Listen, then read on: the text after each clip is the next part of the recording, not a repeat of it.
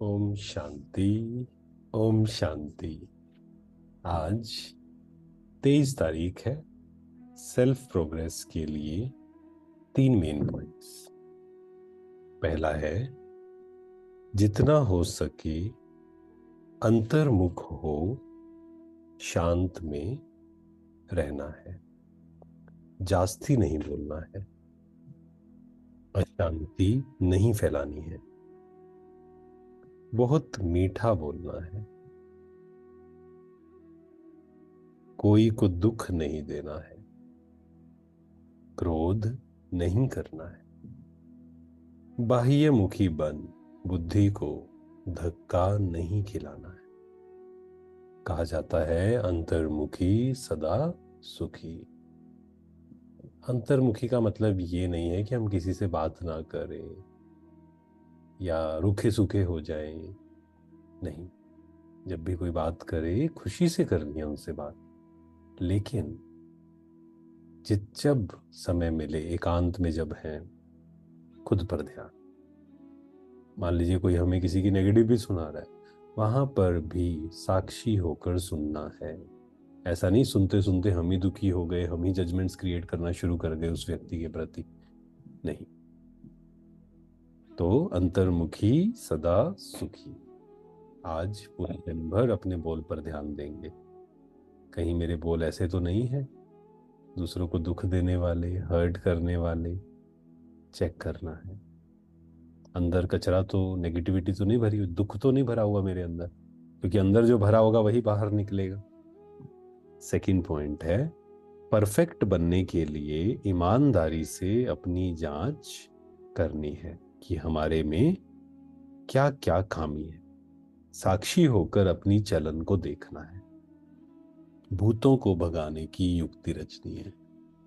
हमारे अंदर भूत आ गए ना द्वापर से, तो जो दिखाते हैं ना रावण के सिर, तो वो सिर हमारे पे भी लग जाते हैं, कई बार दिखते नहीं हैं वो। काम, क्रोध, लोभ, मोह, अहंकार, ईर्ष्या, द्वेष, आलस्य, अलबेलापन, डर, चिंता, इतने सारे हैं। तो रावण के ये सिर हैं, तो ये लग जाते हैं कई बार। हमें क्या करना है? अपने अंदर के भूतों को भगाना है।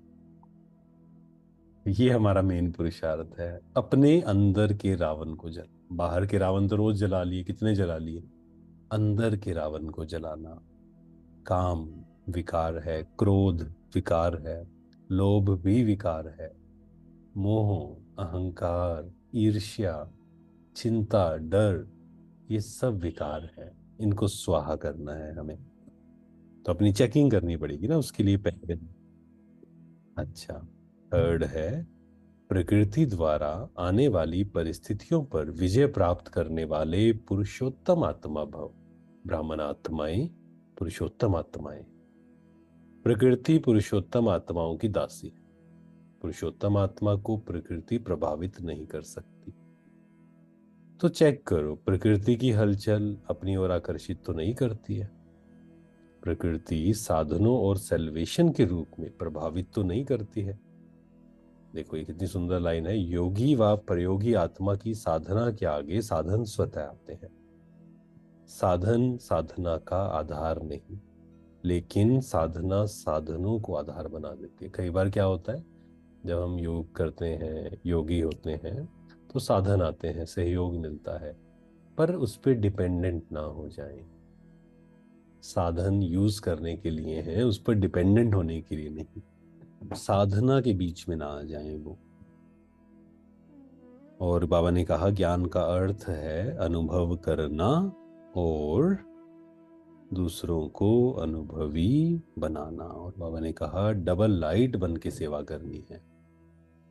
कितनी भी आवाज हो, कितना भी तमोगुणी वातावरण हो, लेकिन साइलेंस की शक्ति से वेस्ट समाप्त होने के कारण बेस्ट स्थिति में होने से सदा रेस्ट का अनुभव कर सके।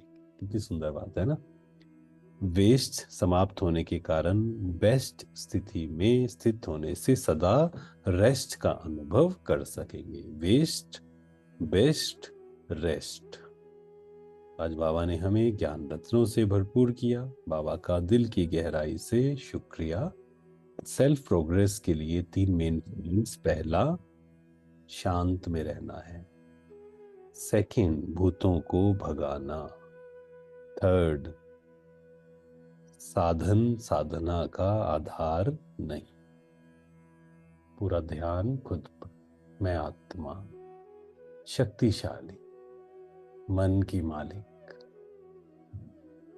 मैं साधनों के अधीन होने वाली आत्मा नहीं। साधनों को यूज किया लेकिन उस पर डिपेंडेंट नहीं।